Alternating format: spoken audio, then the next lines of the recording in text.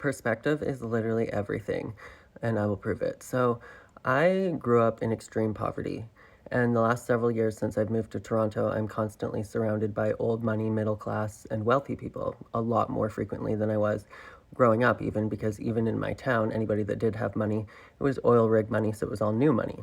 But the thing that I've come to know and realize is that the majority of these middle class and wealthy people also consider themselves very poor. Now, poor to me meant never having a lunch for school until I was 12 years old, never having a winter coat until I was 12 years old, never having new school supplies, sticking out like a sore thumb at school because all of my clothes I'd been re-wearing for like 4 months straight without even going to the laundromat.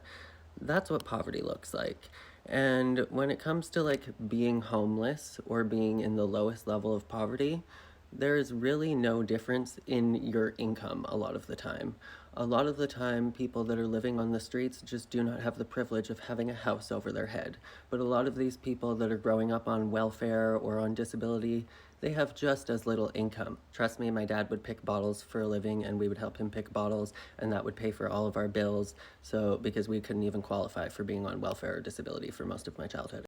So that's what poverty looked like to me. It didn't look like being envious because my friend has a 7 bedroom house and I have a 5 bedroom house, and so I feel poor.